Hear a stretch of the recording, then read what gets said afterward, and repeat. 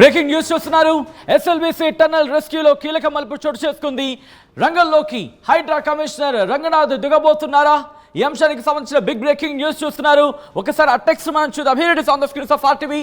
వీలైనంత త్వరగా rescue operation పూర్తి చేస్తారంటూ కూడా చెప్పుకొచ్చినట్టుగా తెలుస్తుంది. రంగనాథ్ ఇప్పటికే వారం రోజులుగా రెస్క్యూ ఆపరేషన్స్ కొనసాగుతున్నాయి. తాజాగా GPR technology ultra thermal cutters ని వినియోగిస్తున్నట్టుగా తెలుస్తుంది. ఎస్ఎల్బీసీ టన్నల్ రెస్క్యూలో కీలక మలుపుకు సంబంధించి ఆ డెవలప్మెంట్ చూస్తున్నాం. రంగంలోకి హైడ్రా కమిషనర్ రంగనాథ్ దిగబోతున్నట్టుగా తెలుస్తోంది. ఈ నేపథ్యంలో మంత్రులు ఉత్తమ్ కుమార్ రెడ్డి, జూపల్లితో పాటు ఉన్నతాధికారులతో ఆయన చర్చలు జరుపుతున్నట్టుగా తెలుస్తుంది. ఒకసారి మా ప్రతినిధి రోహిత్ దగ్గరికి వెళ్లే ప్రయత్నం చేస్తున్నాను, ఎందుకంటే అక్కడ ఉన్నతాధికారులతో రోహిత్ ఉన్నారు. ఒక్కసారి ఆ విజువల్స్ కి సంబంధించి చూసే ప్రయత్నం చేద్దాం. ఆ తర్వాత నేను రోహిత్ దగ్గరికి వెళ్లే ప్రయత్నం చేస్తున్నాను. Here it is on the screens of RTV. మీరు చూడొచ్చు. Here it is. ఇక్కడ మంత్రులు ఉత్తమ్ కుమార్ రెడ్డితో పాటు అందరూ కూడా ఉన్న సిచ్యువేషన్. మా ప్రతినిధి రోహిత్ దగ్గరికి వెళ్లే ప్రయత్నం చేస్తున్నాను. రోహిత్, ప్రెసెంట్ అక్కడ ఎటువంటి సినారియో ఉంది? దాంతోపాటు ఉన్నతాధికారులు ఏమంటున్నారు? సచిన్, సహాయక చర్యలు చాలా వేగంగానే కొనసాగుతున్నాయి. ఇప్పుడు అల్ట్రా థర్మల్ కటర్స్ని రైల్వే శాఖ నుంచి అల్ట్రా థర్మల్ కటర్స్ని కూడా తెప్పించారు. అల్ట్రా థర్మల్ కటర్స్ హై టెంపరేచర్తో లోపలున్న ఆ మెషిన్ని కట్ చేస్తాయి. ఎందుకంటే అది 1500 టన్నుల బరువు ఉంది. 150 మీటర్ల పొడవైన టన్నెల్ బోర్ మెషిన్ ఉంది. ఇప్పుడు ఆ టన్నెల్ బోర్ మెషిన్ని ఆ టన్నెల్ లోపల ఉన్నటువంటి కొంచెం స్పేస్లోనే కట్ చేసుకుంటూ ముందుకు వెళ్ళాలి. అక్కడ నుంచి వాటర్ వస్తూ ఉంది, మట్టి వస్తూ ఉంది. అవి సహాయక చర్యలు ఆటంకం కలిగిస్తున్నప్పటికీ అన్ని డిపార్ట్మెంట్లు కూడా సమన్వయంతో కలిసి ముందుకు వెళుతూ ఉన్నాయి. నిజానికి అది ఓపెన్ ప్లేస్లో అయితే సహాయక చర్యలు ఎక్కువ మంది కొనసాగించడానికి అవకాశం ఉంటుంది. కానీ గడ్డను తీసుకొచ్చినప్పటికీ కూడా అది ఒక టన్నెల్ కాబట్టి అంత చిన్న స్పేస్లో ఒక 2 లేదా 3 మాత్రమే అక్కడ ఉండి కట్ చేసుకుంటూ ముందుకు వెళుతూ ఉండాలి. దాంతోపాటు వాటర్ వస్తూ ఉండటం, ఊబి ఎక్కువగా వస్తూ ఉండటంతో అక్కడ పనులకు కొంత మరీ ఎక్కువ స్పీడ్గా వెళ్ళటానికి అవకాశం ఏర్పడట్లేదు. కానీ ఎంత వేగంగా పనులు చేయొచ్చో అంత వేగంగా అన్ని టీంలు కూడా కోఆర్డినేషన్తో ముందుకు వెళ్ళి కట్ చేస్తున్నాయి. ఇటు హైడ్రా కమిషనర్ రంగనాథ్ కూడా మంత్రులతో సమావేశమయ్యారు. పనులు జరుగుతున్న విధానం గురించి మాట్లాడారు. సాధ్యమైనంత త్వరగా లోపల చిక్కుకున్న వాళ్ళ ఆచూకీ కనిపెట్టడానికి అన్ని డిపార్ట్మెంట్లు కూడా ముందుకు వెళ్తున్నాయి. ఇంతకుముందు మనం చూసాం, ఆ టన్నెల్ వరకు కూడా మనం వెళ్ళాం. అక్కడికి వెళ్ళిన తర్వాత ఒక సిబ్బంది ముందు రాత్రి నుంచి అంటే 16 గంటల నుంచి ఆ లోపల టన్నెల్లోనే సహాయక చర్యలో పాల్గొన్న సిబ్బంది వచ్చారు. కొంత మట్టిని ఆ ట్రైన్లో తీసుకుని వచ్చారు. ఆ మట్టి కూడా ఎలా ఉందో మనం చూసాం. చాలా గట్టిగా నీటిలో ఉన్నంతసేపు చాలా కాంక్రీట్ వేసినంత గట్టిగా ఉంటుంది. అంటే లోపల ఎవరైనా ఉంటే ఆ మట్టి వాళ్ళని ఎటు కదలకుండా చేసేటువంటి అవకాశం ఉంటుంది. అలాంటి పరిస్థితుల్లో వాళ్ళు రెస్క్యూ ఆపరేషన్స్ కొనసాగిస్తూ ఉన్నారు. అండ్ అధునాతన స్కానర్స్ని కూడా తీసుకొచ్చి ఆ లోపల స్కాన్ చేసి ఆ డేటాను అనలైజ్ చేస్తున్నారు, ఆ డేటాను విశ్లేషిస్తూ ఉన్నారు. సో లోపల ఉన్న వాళ్ళ పరిస్థితి ఎలా ఉంటుంది, ఎక్కడ ఉండే అవకాశం ఉంటుందని. కానీ మెయిన్ ఏంటి అంటే ఆ 150 మీటర్లో ఉన్న మెషిన్ అంతా కూడా మట్టితో నిండిపోయింది. కాబట్టి దాన్ని కట్ చేసుకుంటూ ముందుకు వెళుతూ ఉంటే వస్తున్నటువంటి వాటర్ కొంచెం ఆటంకాన్ని కలిగిస్తూ ఉంది. కన్వేయర్ బెల్ట్ కూడా పనిచేయడం మొదలు పెడితే కట్ చేసినటువంటి ఆ శిథిలాలను, లోపల ఉన్నటువంటి డెబ్రీస్ని, వీటన్నిటిని కూడా బయటకు తరలించడానికి అవకాశం ఉంటుంది. కానీ లోపలంతా మాన్యువల్గానే చేయాల్సి వస్తుంది. కొన్ని జేసీబీలను, ప్రొక్లైనర్స్ లోపల పంపించారు. వాటి సాయంతో మట్టిని వెలికి తీస్తున్నారు. మనకి ఇక్కడ ఈ శిబిరం దగ్గర ఉన్న పోలీస్ అధికారులు కూడా ఇక్కడ ఎప్పటికప్పుడు పరిస్థితి, ఇదిగో ఒక రెస్క్యూ వ్యాన్ కూడా మనకు వస్తుంది, మనం అటు చూడొచ్చు. ఆ రెస్క్యూ వ్యాన్లోనే రెస్క్యూ సిబ్బందిని తరలిస్తూ ఉన్నారు. కానీ ఆ టన్నెల్ లోపల మాత్రం ఒక్కసారిగా షిఫ్ట్కి వచ్చి 80 నుంచి 100 మంది మాత్రమే వెళ్ళే అవకాశం ఉంటుంది. ఆ 100 నుంచి 80 మంది బయటకు వచ్చిన తర్వాత మరో షిఫ్ట్లో ఉన్న వాళ్ళని లోపలికి పంపిస్తారు. వాళ్ళందరూ కూడా మెషిన్ని కట్ చేసిన తర్వాత మాత్రమే ముందుకు వెళ్ళడానికి అవకాశం ఉంటుంది. సో 150 మీటర్ల పొడవైన మెషిన్ని, 1500 టన్నుల బరువున్న మెషిన్ని ఒక్కసారిగా ఏదో ఒక గంటలోనో 2 గంటల్లోనో కట్ చేసేయడానికి అది సాధ్యమయ్యే పని కాదు. కానీ ఎటువంటి అవాంతరం లేకుండా, మానవ అవాంతరం లేకుండా మాత్రం పనులు చాలా వేగంగా కొనసాగుతున్నాయి. ఇక్కడ ఈ శిబిరంలో ఎస్పీ కూడా ఉన్నారు, నాగర్ కర్నూలు ఎస్పీ. ఒకసారి ఆయనతో మాట్లాడండి. ఎస్పీ గారు నమస్తే అండి. ఎస్పీ గారు, ఎలా జరుగుతున్నాయి సహాయక చర్యలు? అది నిన్న నుంచి మన NDRF, SDRF team, army team మరియు కంపెనీ ఆఫీషియల్తో పాటు సింగరేణి నుంచి కూడా చాలామంది వర్కర్ వచ్చారు. సో నిన్న నుంచి అది మట్టి బయటకి తీయడం, మెకానికల్ డెబ్రీస్ బయటకి తీయడం కూడా స్టార్ట్ అయింది. అది ఈరోజు కూడా 3 షిఫ్ట్లో అది పని నడుస్తుంది. అది మార్నింగ్ కూడా 1 షిఫ్ట్ పోయింది, ఆఫ్టర్నూన్ కూడా షిఫ్ట్ రెడీ ఉంది. సో ఈ అన్ని మొత్తం అక్కడ ఏదైనా మడ్ స్ట్రక్ అయింది, అది మట్టి ప్లస్ మెకానికల్ డెబ్రీస్. ఈ మెకానికల్ డెబ్రీస్ గురించి కూడా ఆల్రెడీ గ్యాస్ కట్టర్స్ ఉన్నాయి, తర్వాత మన ప్లాస్మా కట్టర్స్ రైల్వే డిపార్ట్మెంట్ నుంచి కూడా పిలవడం జరిగింది. సో అన్ని మొత్తం వార్ ఫుటింగ్లో ఇప్పుడే నడుస్తుంది and hopefully we're getting good results. So అంటే ఏంటి జనరల్గా ఎదురవుతున్న ఇబ్బందులు ఏంటి లోపల? అది ఫస్ట్ మన స్టార్టింగ్లో కొన్ని ఛాలెంజెస్ ఉన్నాయి. అది ఎట్లా మళ్ళీ నాకు మట్టి తీయడం స్టార్ట్ చేసేది మళ్ళీ ఏదైనా రూప్ కొలాప్స్ ఛాన్స్ ఉన్నాయి, ఎవరైనా రెస్క్యూ టీం లోపల పోతున్నారు వాళ్ళకి మళ్ళీ రిస్క్ ఉంది. అది ఈ అన్ని మొత్తం అనాలిసిస్ చేసిన తర్వాత కొంతమంది ఎక్స్పర్ట్ కూడా వచ్చారు, బార్డర్ రోడ్ ఆర్గనైజేషన్ నుంచి కూడా కర్నల్ ఆర్మీ వాళ్ళు వచ్చారు, మరియు ఎన్జిఆర్ఐ నుంచి జియోలాజీ నుంచి అందరూ వచ్చారు. వాళ్ళు కూడా సర్వే కండక్ట్ చేసి అన్ని మొత్తం వెరిఫై చేశారు. సో ఇప్పుడే ఈ వాళ్ళ ఇన్స్పెక్షన్లో ఈ అన్ని మొత్తం జరుగుతుంది. నిన్న నుంచి మన వార్ ఫుటింగ్లో అది మట్టి తీయడం పని కూడా స్టార్ట్ అయింది. జియో ఫిజికల్ టీం కూడా వచ్చింది, లోపల ఇంకా మట్టి ఏమన్నా ఊడిపడే అవకాశం ఉందేమో అని కూడా పరిశీలన చేస్తున్నారు అనే సమాచారం. ఇప్పుడే మన అన్ని మొత్తం అనాలిసిస్ తర్వాత ఇప్పుడే బ్యాక్ సైడ్ నుంచి మట్టితో స్టార్ట్ చేశాము, మళ్ళీ అనాలిసిస్ కూడా చేస్తున్నాము, ఏదైనా అవకాశం ఉంది. బట్ ఖచ్చితంగా మన ఈ మట్టి తీయడం పనితో వార్ ఫుటింగ్లో స్టార్ట్ అయింది అని better result we're expecting. So ఈ కన్వేయర్ బెల్ట్ పనిచేస్తే ఇంకా కొంచెం స్పీడప్ అయ్యే అవకాశం ఉంటుందేమో. కన్వేయర్ బెల్ట్ కూడా ఈరోజు మోస్ట్ ప్రాబబుల్ ఈవినింగ్ వరకు అది వర్క్ కూడా కంప్లీట్ అయితే అది కొన్ని మెకానికల్ వాళ్ళ ఫ్యాబ్రికేషన్ అండ్ అది కన్వేయర్ బెల్ట్ రిపేరింగ్ వర్క్ కూడా నడుస్తుంది. అది డీవాటరింగ్ కూడా ఆల్మోస్ట్ కంప్లీట్ అయింది. లోకోమోటివ్ ట్రైన్ కూడా లాస్ట్ పాయింట్ వరకు రీచ్ అవుతుంది అది. సో అని ఈ లోకోమోటివ్లో ఇది మట్టి బయటకి తీయడం కూడా స్టార్ట్ చేశాము. సో ఈ అన్ని మొత్తం వార్ ఫుటింగ్లో నడుస్తుంది. సో హోప్ఫుల్లీ ఈ 3 షిప్లో కూడా అది మన ఏదైనా తొందరగా ఈ మంచి రిజల్ట్ రావడానికి కూడా అవకాశం ఉంది. అండ్ పోలీసులు కూడా ఇక్కడ ఇంత ఎండలో కంటి మీద కునుకు లేకుండా 24 గంటలు కూడా డ్యూటీ చేస్తున్నారు. అన్ని డిపార్ట్మెంట్లు నిపుణులు లోపలికి వెళ్తున్నారు. పోలీస్ సిబ్బంది కూడా ఈ ఎండలోనే టెంట్ వేసుకొని కంటి మీద కునుకు లేకుండా 24 hours డ్యూటీ చేస్తున్నారు. మీకెంత ఛాలెంజింగ్గా ఉందండి? ఎస్, మన పోలీస్ డిపార్ట్మెంట్ మరియు డిస్ట్రిక్ట్ అడ్మినిస్ట్రేషన్ అది ఫస్ట్ డే నుంచి ఇక్కడ ఇన్వాల్వ్మెంట్ అయింది. అది లాస్ట్ సాటర్డే ఇది యాక్సిడెంట్ జరిగింది, ఈరోజు 7th డే. ఇది ఫస్ట్ అవర్ నుంచి మన local police, local DSP Srinivas గారు మరియు లోకల్ సిఐ శంకర్ గారు అందరు మన police department plus district administration collector గారు అందరు కలిసి ఇది ఫస్ట్ డే నుంచి ఈ అన్ని మొత్తం ఏజెన్సీ ఎన్డీఆర్ఎఫ్ ఎస్డీఆర్ఎఫ్ కానీ ఆర్మీ కానీ వేరే రకరకాలుగా ఏజెన్సీ ఇక్కడ వచ్చాయి. ఈ అందరితో కోఆర్డినేషన్ చేసి ఈ వర్క్ చేస్తున్నారు. మన తెలంగాణ గవర్నమెంట్ నుంచి కూడా ఫుల్ సపోర్ట్ ఇస్తున్నారు. ఈ అన్ని మొత్తం ఈ ఛాలెంజెస్ ఓవర్కమ్ చేసి ఈ రెస్క్యూ ఆపరేషన్ సక్సెస్ఫుల్ చేయాలి అన్ని మన డిస్ట్రిక్ట్ అడ్మినిస్ట్రేషన్ ఒకటి బాధ్యత ఉంది. దీనికోసం మన పోలీస్ ఆఫీసర్ కూడా 24/7 లాస్ట్ 7 days నుంచి ఇక్కడ పని చేస్తున్నారు. అని ఇంకా ఈ ఆపరేషన్ కంప్లీట్ అయ్యే వరకు కూడా మన ఖచ్చితంగా 100% ఎఫర్ట్స్ పెడతాము. అండ్ మీరు ఇంతకుముందు ఆ టన్నెల్ దగ్గర ఎన్డీఆర్ఎఫ్ టీం అందరితోనూ కూడా మాట్లాడారు, లోపలికి వెళ్ళి వచ్చిన వాళ్ళ అందరితోనూ. వాళ్ళు ఏం చెప్తున్నారు? జనరల్గా అక్కడ ఉన్న సినారియోను బట్టి ఎన్ని రోజుల్లో కంప్లీట్ అవ్వడానికి అవకాశం ఉంటుంది? అది మట్టి ఈ నిన్న నుంచినే తీయడం స్టార్ట్ అయింది. సో సింగరేణి వర్కర్స్ వాళ్ళు ఎక్స్పర్ట్ కూడా ఉన్నారు ఈ ప్రాసెస్లో. తర్వాత ర్యాట్ మైనర్స్ ఒకటి గ్రూప్ కూడా ఉంది అక్కడ. ప్లస్ ఈ ఎన్డీఆర్ఎఫ్ టీం కూడా ఈ రెస్క్యూ ఆపరేషన్లో ఎక్స్పర్ట్ ఉన్నారు. సో అందరు పాజిటివ్గా చెప్తున్నారు. ఈ మట్టి కూడా ఫాస్ట్గా రిమూవ్ చేస్తున్నారు. సో హోప్ఫుల్లీ ఇది మన తొందరగా వీఆర్ ఎక్స్పెక్టింగ్ రిజల్ట్. అది సో ఈ అల్ట్రా థర్మల్ కట్టర్స్ని తీసుకొచ్చారని, ఇది ప్లాస్మా కట్టర్స్ అది మన రైల్వే డిపార్ట్మెంట్ నుంచి కూడా పిలవడం జరిగింది. ఈ ప్లాస్మా కట్టర్స్ హెవీ మెకానికల్ కటింగ్లో యూజ్ అయితే అది. సో ఏదైనా హెవీ పార్ట్స్ ఉన్నాయి, మషిన్ పార్ట్, టీబీఎం పార్ట్స్, అది కూడా ఇమ్మీడియట్గా కట్ అవుతాయి. ఈ ప్రాసెస్ ఎక్స్పెడిట్ చేయడానికి ఫాస్ట్గా చేయడానికి ఇది ప్లాస్మా కట్టర్స్ కూడా పిలవడం జరిగింది. Thank you very much SP గారు. సో ఇక్కడ పనులు చాలా వేగంగా కొనసాగుతున్నాయి, అన్ని డిపార్ట్మెంట్లతోనూ కలుపుకొని సమన్వయంతో ముందుకు వెళ్తున్నామని చెప్తున్నారు. సో ప్లాస్మా కట్టర్స్ కూడా ఇక్కడికి వచ్చాయి, అల్ట్రా థర్మల్ కట్టర్స్. అవి హెవీ వెయిట్ ఉన్న మెటల్స్ని చాలా వేగంగా అధిక ఉష్ణోగ్రతతో అవి కట్ చేస్తూ ఉంటుంటాయి. కాబట్టి ఆ కటింగ్ ప్రాసెస్ అనేది ఇంకా చాలా వేగవంతం అవడానికి అవకాశం ఉంటుందని చెప్తున్నారు. సో 3 షిఫ్ట్లు వెళ్తూ ఉన్నారు. సో 3 షిఫ్ట్ల వారిగా అక్కడ లోపలికి పంపిస్తున్నారు. ఎందుకంటే ఒక్కసారిగా ఎక్కువ మందిని పంపించిన అక్కడ సఫికేషన్ తప్ప వేరే ఉండదు కాబట్టి అనండి. సో ఎంతమందిని పంపించాలో అంతమందిని కూడా పంపిస్తున్నారు 3 షిఫ్ట్లో. కానీ ఒక్కసారి వచ్చి అక్కడ 100 మంది 80 నుంచి 100 మంది వరకు ఉండటానికి అవకాశం ఉంది అని చెప్తున్నారు. ఇటు హైడ్రా కమిషనర్ రంగనాథ్ కూడా మంత్రులతో మాట్లాడారు, ఇంకా ఎటువంటి అదనపు చర్యలు ఏమన్నా తీసుకోవాలనే విషయం గురించి. కానీ లోపల మెయిన్ ఆటంకం కలిగిస్తున్నది ఛాలెంజింగ్ విషయాలు ఏంటి అంటే ఇంకా వాటర్ ఎక్కువగా వస్తుంది, వాటిని డీవాటరింగ్ చేస్తూ ఉన్నారు. మనం ఇంతకుముందు చూపించాం లైవ్లో, వాటర్ అంతా కూడా కృష్ణానదిలోకి బయటికి పంపిస్తున్నారు. నిమిషానికి 4000 లీటర్ల వాటర్ వస్తుంది, మట్టి వస్తూ ఉంది.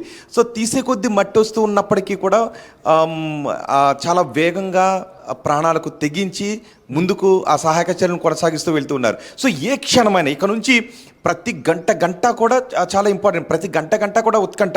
ఆ లోపల ఉన్నటువంటి ఆ సిబ్బంది ఏం చేస్తున్నారంటే ఆ మట్టిని ప్రొక్లైనర్తో మట్టిని తీస్తున్నారు, మాన్యువల్గా కూడా గడ్డపారలతో కూడా గుంటలుగా చేసుకున్నారు. ఎందుకంటే ఆ ఫోర్స్ ఒక్కసారిగా మనం చూసాం, ఆ మెషిన్ ఆ ఫోర్స్ తన్నుకొచ్చినప్పుడు కొన్ని మీటర్ల మేర మెషిన్ వెనక్కి వచ్చింది.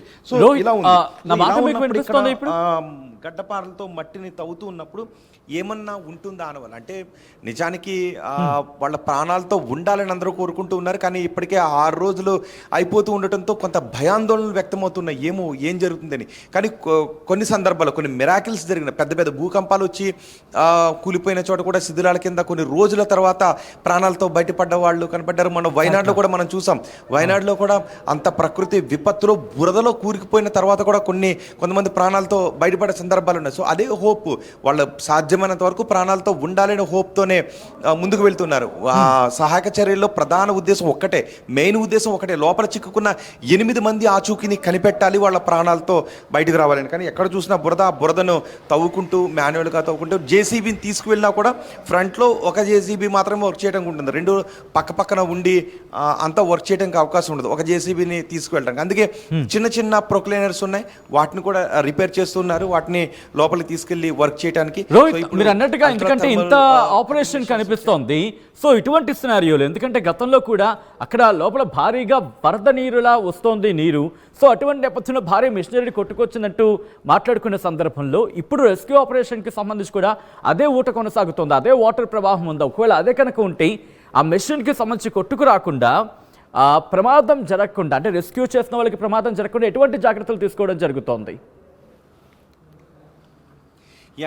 ఫస్ట్ 2-3 రోజులు కూడా డిలే చేయటానికి ఈ సహాయక చర్యల్లో కొంత డిలే జరిగిందని అంటున్నారు. అది డిలే కాదు, రిపోర్ట్స్ని అనలైజ్ చేశారని చెప్తున్నారు. అక్కడికి వచ్చిన తర్వాత జియోఫిజికల్ డిపార్ట్మెంట్, ఇతర డిపార్ట్మెంట్ అంతా వచ్చిన తర్వాత ఒకవేళ ఆ మెషిన్ తీస్తే, ఎందుకంటే 1500 టన్నుల బరువు ఉన్న మెషిన్ కొన్ని మీటర్ అంటే నొక్కుకుపోయింది అనమాట. ఇలా ఆ మెషిన్ ఏమైందంటే ఇలా కొంత పార్ట్ నొక్కుని కొన్ని మీటర్ల మేర వెనక్కి వచ్చేసింది, అంటే అంత ఫోర్స్ వచ్చింది. ఇప్పుడు దాన్ని తీస్తే ఆ సహాయక సిబ్బంది 100 మందో 80 మంది అంతమంది 10ల సంఖ్యలో వెళ్ళిన తర్వాత ఏదైనా ప్రమాదం ఏర్పడితే వీళ్ళందరూ కూడా ప్రమాదంలో ఇరుక్కునే అవకాశం ఉంటుంది. సో అందుకే ఆ రిపోర్ట్ కోసం వెయిట్ చేస్తారు. సో ఇప్పుడు పర్వాలేదు మనం ముందుకు వెళ్ళొచ్చు అని ముందుకు వెళుతూ ఉన్నప్పుడు ఆ టన్నెల్ హోల్ అంటే పరిమిత ప్రదేశంలో మాత్రమే వాళ్ళు వర్క్ చేయాల్సి ఉంటుంది. అది ఓపెన్ ప్లేస్లో ఏదైనా కెలామిటీ సంభవించినప్పుడు సహాయక చర్యలన్నీ విస్తృతంగా కొనసాగుతాయి.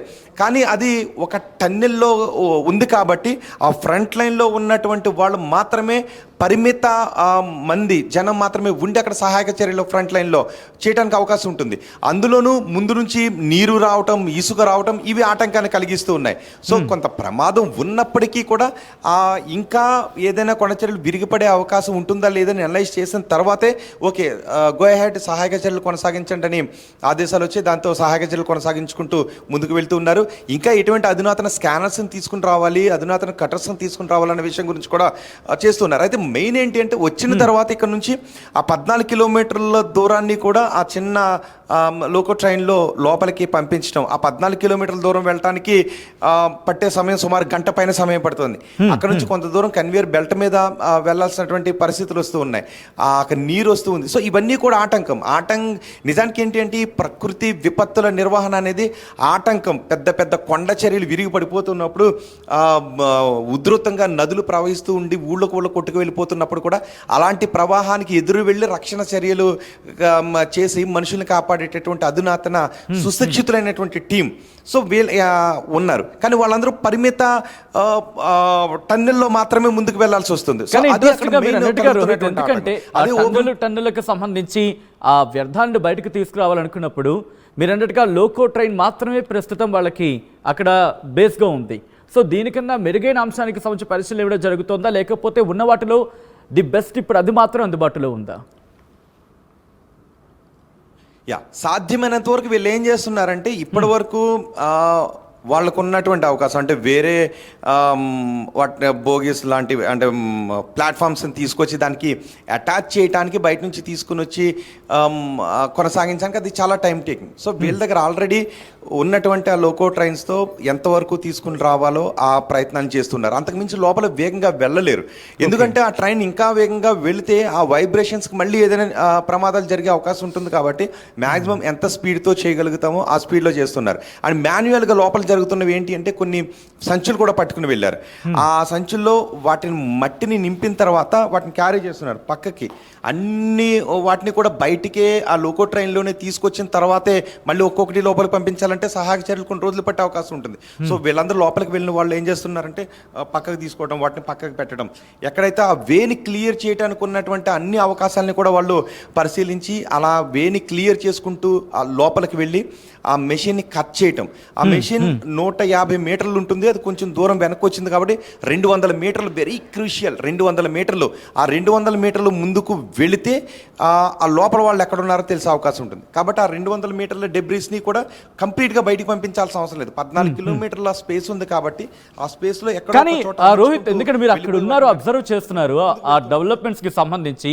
సో ఇటువంటి సినారియోలో గత 2-3 రోజులతో పోల్చుకుంటే కనుక నిన్న స్పీడప్ అయింది. ఎందుకంటే దాదాపుగా మోకాలు లోతు నీరు ఉన్న సిచ్యువేషన్ కావచ్చు, బురద కావచ్చు.